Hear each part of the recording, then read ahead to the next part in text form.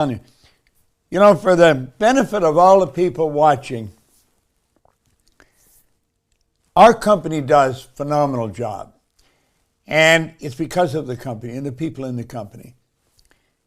You know, I've often mentioned in a hotel, we were doing a lot of work in hotels, if you take all the employees out of the hotel, you don't have a hotel any longer. You have a building full of stuff. And that same applies to a company. If you take the people out of a company, you don't have a company anymore. You just got a building with a whole lot of stuff. We have such a phenomenal group of people, right all the way through the company. It doesn't matter what their position. And Mikey is an absolutely incredible example of a person that has taken this information and used it. Now I'm going to introduce you to a couple other people today that have taken this information and used it. They've gone down a different road, but doing the same thing. When Mikey started with us, she had been working as a nanny. She was just fresh here from the west, from Oklahoma, where she was raised, I believe, on a farm. And she was taking care of two little kiddies for a couple. She had no business experience, but she was inquisitive. I remember one day I was in a seminar with her, and I was reading a book, and she asked me what I was reading. And it was the Edinburgh Lectures by Mental Science. And very, very heavy book. And I said, "Do you want it?" And she said, "Yes." So I just signed the book and gave it to her. Now, I did that with Phil Goldfine, too. Phil Goldfine became an absolute phenomenon in the movie business. Well, Mikey started to study that, and then she started to study everything else. And Sandy raves about just how organized this woman is and what a good job she does. And Sandy, who is our Chief Executive Officer and President, she made Mikey our Chief Operating Officer and Marketing Director. And here's a person who starts out as a nanny and becomes a senior executive in a company we operate all over the world. I think Mikey is an excellent example of what a person can do if they study this information. We have a couple other people that you're talking to here. Tommy Collier was a consultant with our company, and we brought him in as our creative director. An absolutely creative, just a phenomenal job.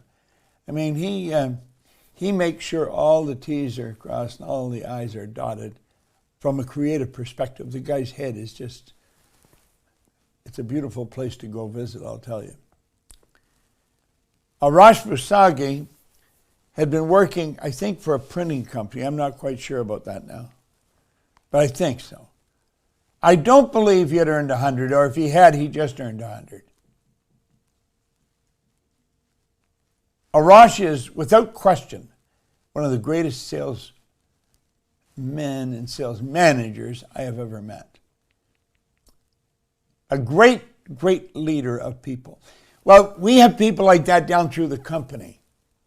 And it makes such a difference.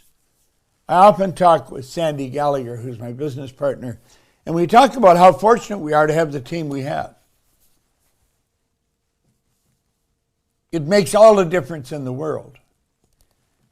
I was talking to Jenna Zweigel.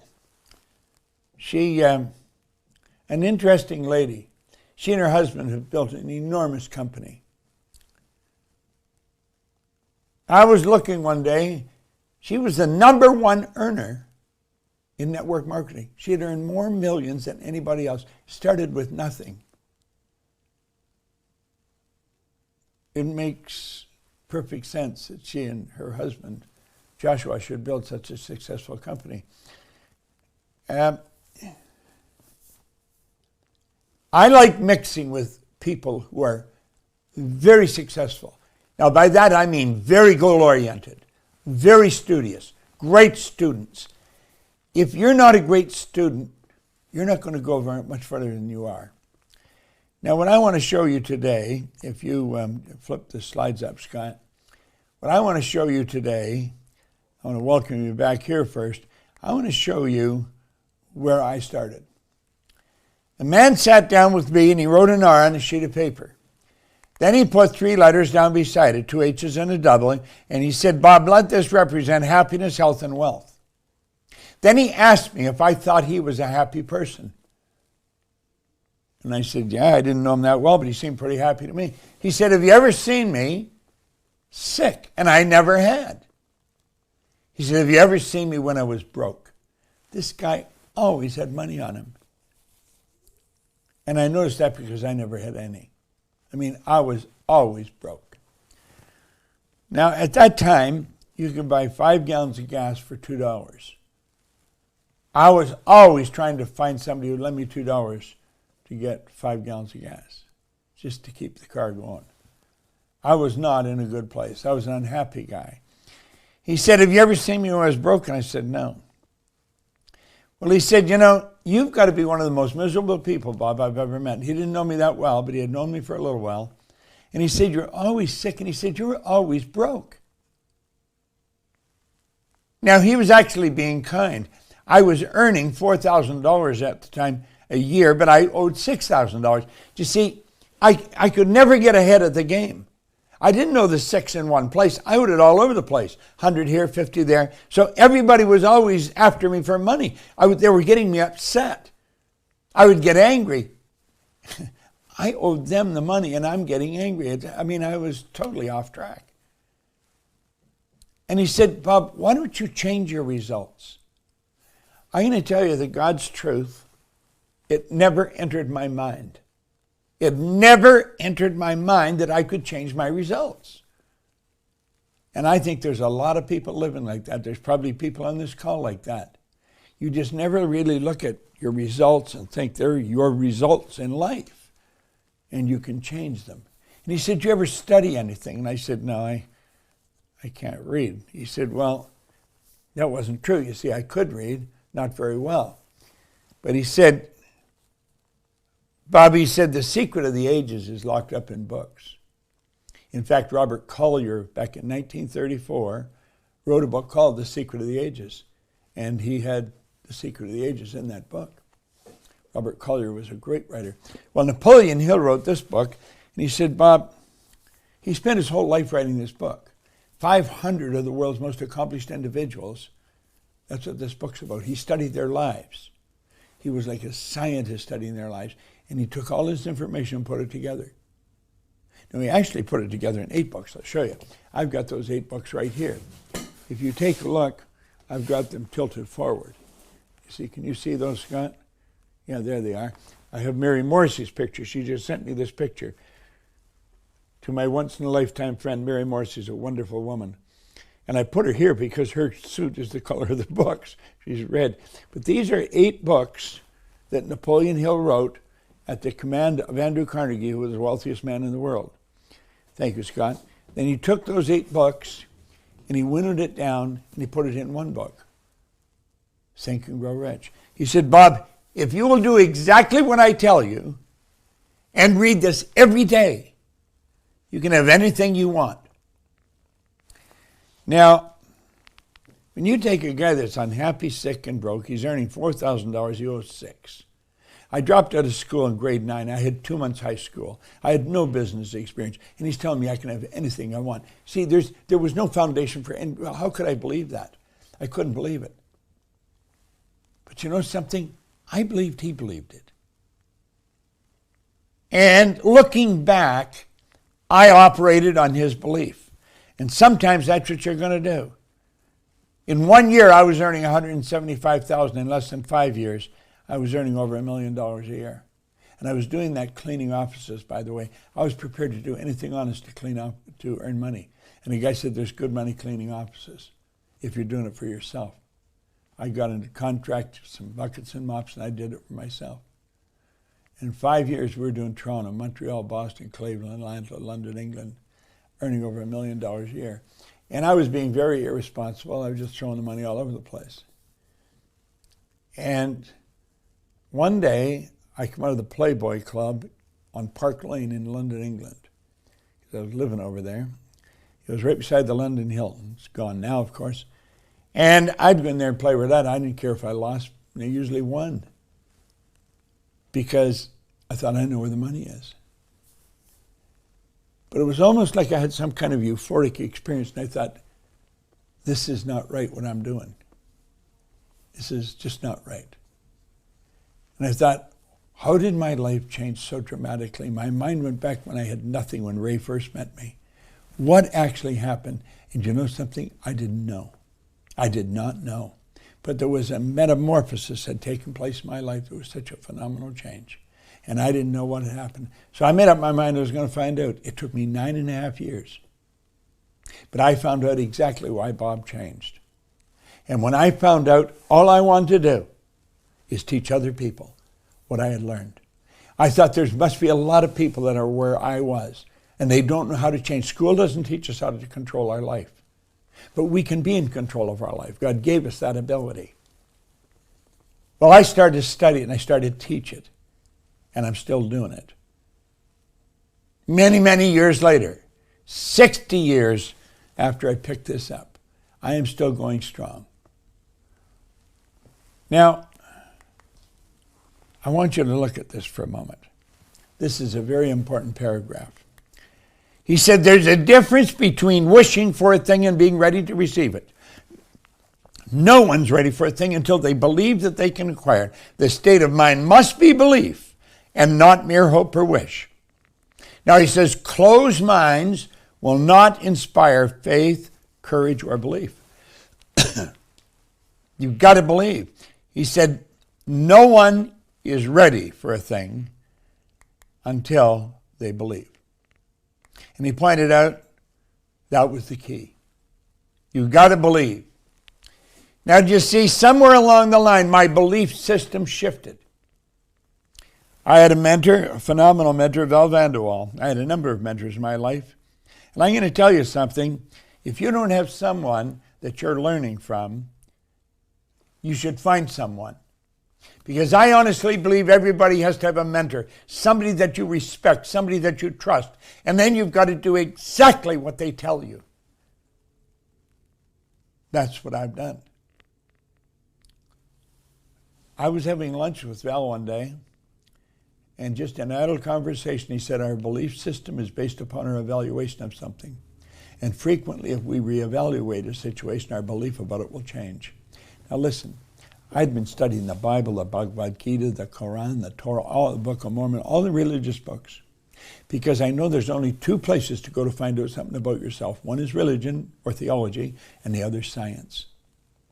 And I was studying on both sides of the track. I just could not get enough information. I wanted to find out, why did I change? Why did someone that was such an absolute mess bring order and prosperity into their life? How did it happen? Well, it happened because my belief system changed. He said, our belief system is based upon our evaluation of something. And frequently, if we reevaluate a situation, our belief about it will change. And all of a sudden, it dawned on me. That's why my life has changed. I have been studying all this material. I've been studying this book every day, like he said. But I've studied all this material, all the great authors, and most of them go back over 100 years. And you know what happened? I was studying me, and my belief of what I could do changed. And as my belief system changed, everything changed. And look at here. He says, remember, no more effort is required in order to aim high in life to demand abundance and prosperity than is required to accept misery and poverty. So let's take a look how it changes. Here's a person here. Okay, there's the mind and the body. Now there's senses, but there's a power flowing into our consciousness. As this power flows into our consciousness, we can build images with it. And we build the image of the good we desire. And then we're told to get emotionally involved with those images. And they'll move into form. But something happens. We get emotionally involved, and what happens? The results aren't there. The results are not there. The images fixed in our subconscious mind control our vibration, and our vibration controls what we attract. So you see, you made the image, you did exactly what you said, you got emotionally involved, but your results are not there. What's the matter? The paradigm must be altered before your new image can move into form. If you don't get rid of that paradigm, if you don't change that paradigm, nothing changes. You see, through repetition of listening to all this material and studying it, my paradigm shifted. Now look at, pay attention here. This could be one of the most important slides that you'll look at. This is you. Here's a power flowing into your conscious mind, and you've got the ability to build an image of the good that you desire. In 1973, I took my pen, and I sat down and I said, I'm going to build a company that operates all over the world. Sandy Gallagher joined me in it was 15, 16 years ago. I've forgotten what date it was. And she bought into that idea. All of our chief executives bought into that idea. It was about a little over a month ago, Mikey Steller phoned me one night. She said, Bob, I thought you'd like to know, we just went into every country in the world. The image was fulfilled, but not by accident. You see, I knew that there was a paradigm there, and I knew I had to get emotionally involved regardless of the paradigm. I had to see the good that I desire. I had to feel it with my emotions. And I knew if I did, if I could plant that image in my subjective mind, that I would realize it in my material world. Spirit always manifests through its polar opposite. Now look at. The image you impress upon your subconscious mind controls your vibration. Your vibration controls what you attract. And that's where your results come from. There's no accident, but you've got to know, to get emotionally involved with your idea, you've got to override that paradigm. It's not an easy thing to do, but you can do it. Now look here for a moment. Many people believe that success is a matter of being in the right place at the right time. I talked about Janice Weigel. She wasn't in the right place at the right time. She recognized an opportunity and acted on it. That's what I did. I'm going to introduce you to a couple of people who've done that. See, many people believe that success is a matter of being in the right place at the right time. I'm going to tell you something. You've got to believe that you're in the right place at the right time. You've got to be aware of it. You've got to be aware that you are in the right place at the right time. I believe that there's opportunities surrounding you all the time. Now look at, pay attention here. We're talking about levels of awareness. We talked about that the first day. You've got to create awareness. Well, there's many levels. You start out on an animalistic level, and you end up here on a master's level. So you end up, I just held a little baby. My little great-granddaughter was here. I was holding her in my arms. She was only 6 months old. A little tiny baby. She reacts to everything in life. Her parents respond to everything in life. That is the difference. That's what you grow. You develop it. You see, when you react, it's fight or flight. When you respond to whatever's happening, you think and plan. So when things happen around you, you don't react to it, you respond to it. Now look at. You go to the next one, and you're following. I got to fix that right now. It's not right. Hold on.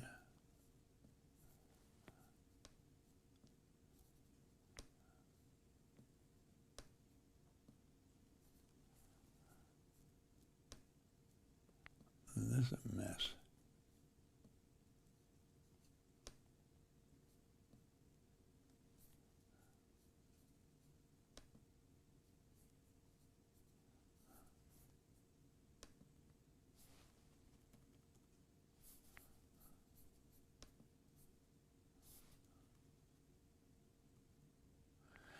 Well, the second one is follow the masses. I'll have to fix it later. It's too tricky there. You go from reacting to following the masses. That's where the paradigms really come up. Now, something happens. You're following the masses. You're locked in. You're following the crowd that you're hanging out with. And something happens inside of you. You aspire to something greater than what you've got. That aspiration is a desire for something greater than what you've got. That happened to me when I was given this book. Something happened inside of me. I aspired for something greater than what I had. I developed a desire for something. And that desire came to me. And then, why does it come? Because you're an individual and you want to express your uniqueness as an individual. You are God's highest form of creation. There is nothing like you. You are unique. You want to express your uniqueness. Now look what happens. The desire wants to express itself because you want to express your uniqueness, and the paradigm's pulling you back. The paradigm pulls you back, and the desire is pulling you ahead. So it's back and forth, back and forth. And what happens? You realize that if you have discipline, if you give yourself a command and follow it, you're going to win. But you know something? You start that, and the paradigm pulls, and the discipline dissipates. It's gone. And you find, again, that it was just a wish, and you're stuck. You're absolutely stuck. Pull that down.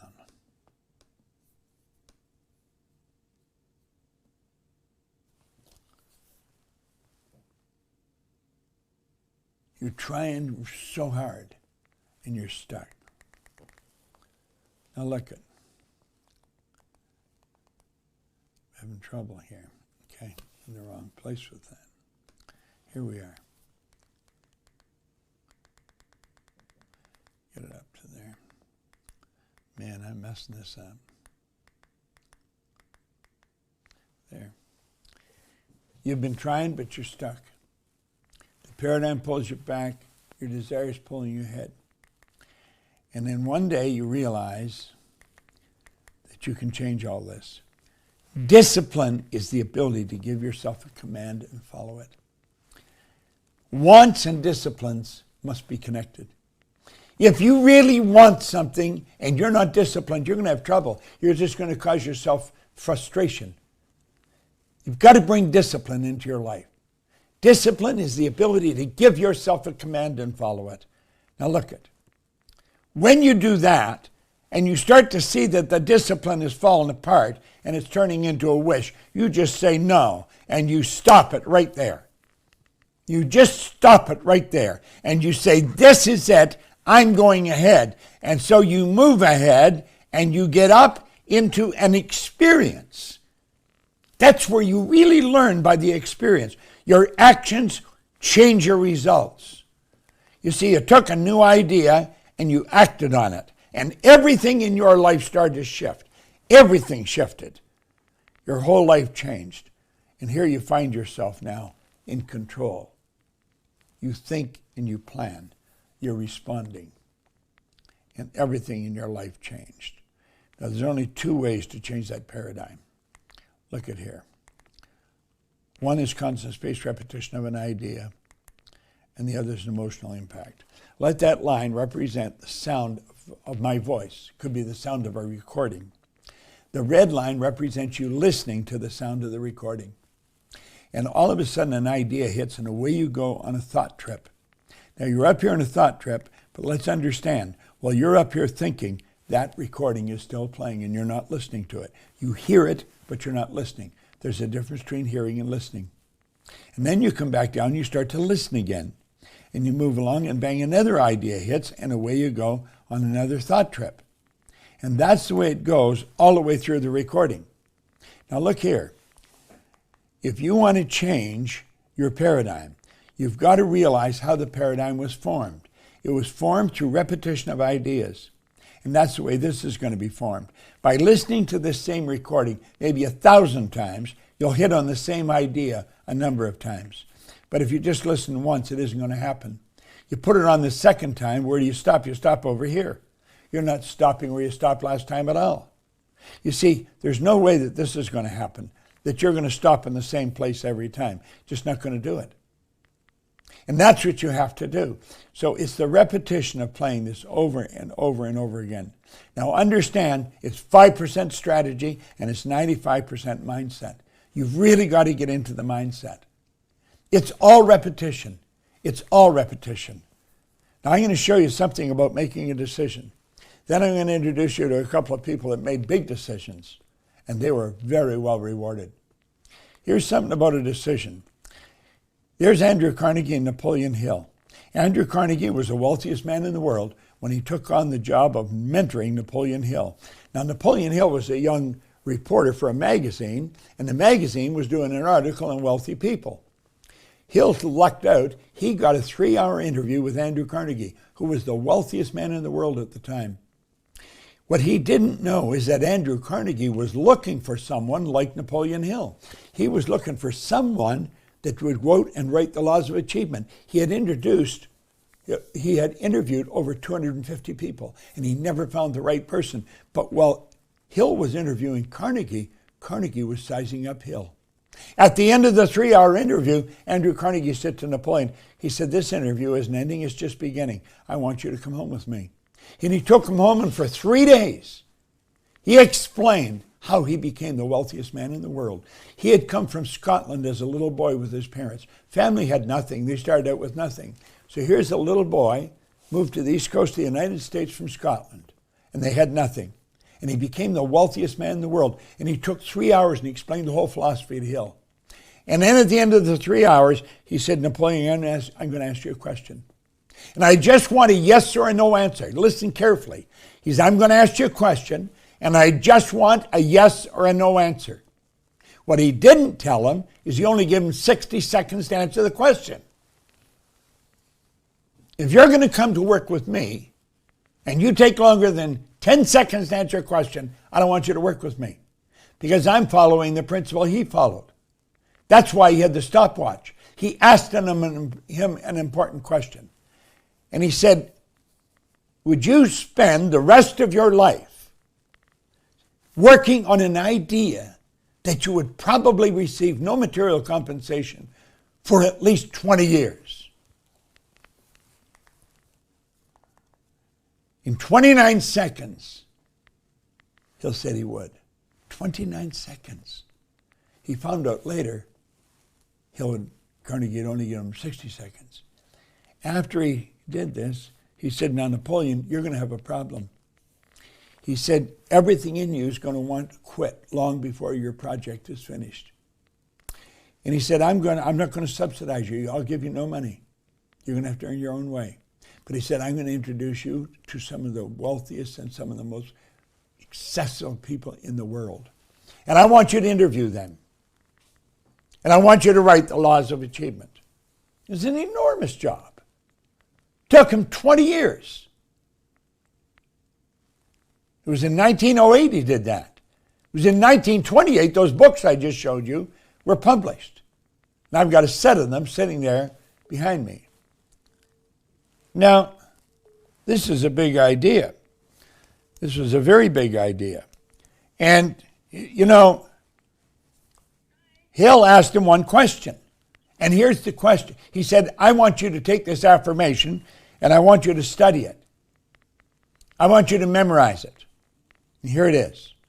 "Andrew Carnegie, I'm not only going to equal your achievements in life, but I'm going to challenge you at the post and pass you at the grandstand." He said, "I want you to repeat that every day." Hill threw his pencil on the floor. Now he says, "No, you know darn well that's not going to happen." And Carnegie said, "I know it's not, Napoleon, unless and until you bury that idea in your subconscious mind." Now he said, "Will you read this every morning and every night, looking in the mirror while you read it?" Well, he said, "I could do that." For 30 days, he said, "I could do that." He didn't believe this would happen. First time he read it, he locked himself in the bathroom because he didn't want his brother to hear him, was living with him. And he whispered it, "Andrew Carnegie, I'm not only going to equal your achievements in life, but I'm going to challenge you at the post and pass you at the grandstand." Now listen, I found out through studying, Andrew Carnegie made something like 50 millionaires. Napoleon Hill has made millions of millionaires. He accomplished what Andrew Carnegie wanted him to accomplish. He answered the question in 29 seconds. Now here's another one. There's John Kennedy talking to Dr. Wernher von Braun. When Dr. Wernher von Braun, they're both gone now, God bless him, he was the father of the space program. That was the mastermind behind us getting to the moon. And John Kennedy asked him, he said, Doctor, what would it take to build a rocket that will carry a person to the moon and bring him back safely to Earth? And his answer was the will to do it. Just the will to do it. What would it take? He said the will to do it. 10 seconds he gave him the answer. See, these were enormous questions that were asked. What would it take to build a rocket to the moon?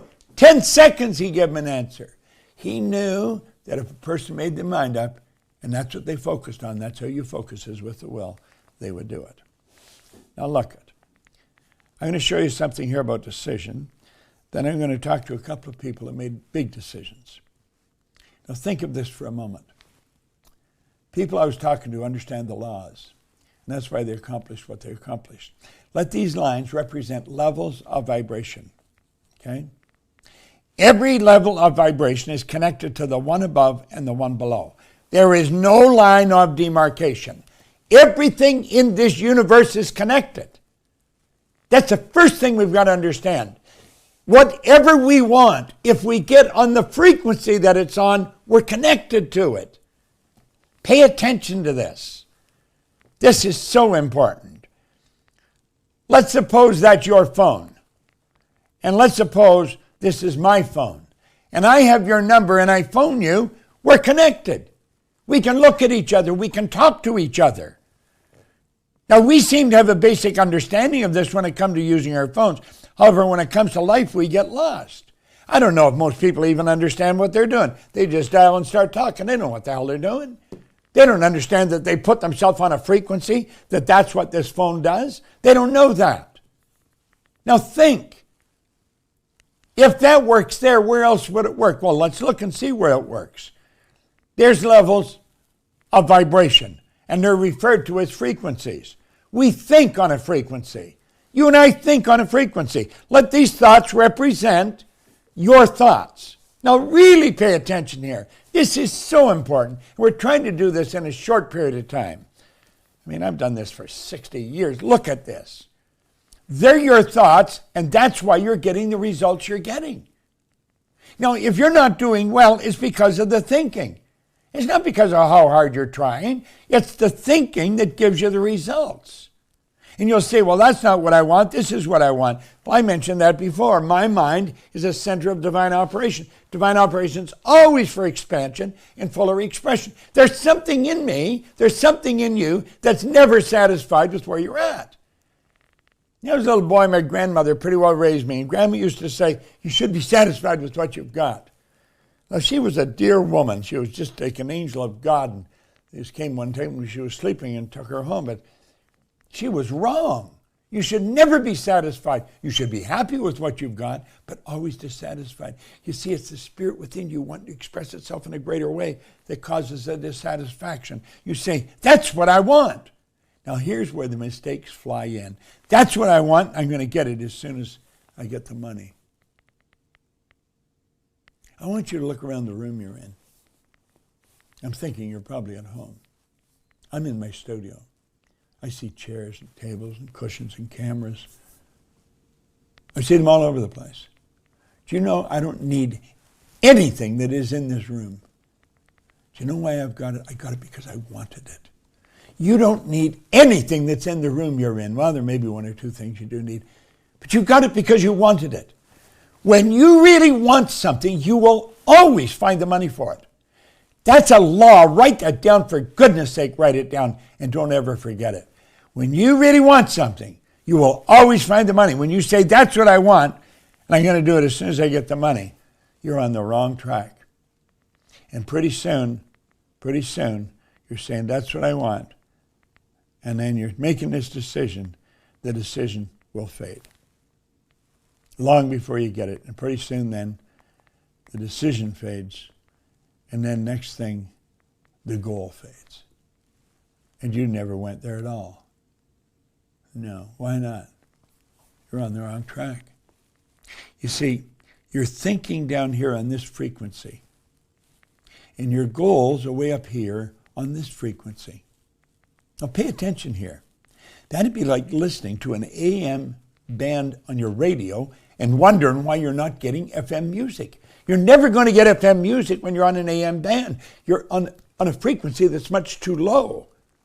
Well, when you're talking about the results you're getting, that's a frequency that's much lower. You got to go on that higher frequency. You got to get up there and you got to think and act like that. You've got to begin to think and act like the person you want to become. Now pay attention to what I'm saying. You got to make a committed decision you're going to do it. Then you've got to think and act. Now what happened here? You're thinking up there and you're not down there anymore. Here's the thing. What about all your friends down there? What are they going to say when you start thinking and acting like this? You're going to start acting like you've already got your goal. You're going to say, who do you think you are? And you know it's important what our friends think of us. And so we stop doing it. You've got to stick with it. You've got to stay with it. Want is the only prerequisite for making a decision. I don't care what it is you want. If you want it, you will always find everything that is essential to get it. I wanted to build a company that operates all over the world. It took me from 1973 to 2021, and I never gave up that picture. I knew that if I held the picture in my mind, it had to happen. And look it. You keep doing this. That's why successful people make decisions so fast. That is why. That is why Dr. Wernher von Braun told President John Kennedy that he needed to make a decision to go to the moon. All he needed was the will to do it. That's all you need to get to where you want to go. You just have to control the flow. You're a massive energy. You're God's highest form of creation. And when you start to control the flow, you're away. You're away to the races. Now, I've talked about some interesting things. I'm going to introduce a lady right now, Julie Carty. Now, listen. I want you to listen carefully. Do you remember I said early in the presentation, sometimes you may have to quit the job you're at to get what you want. This lady had a very good job. I mean, a real good job. But she wasn't getting what she wanted, so she quit.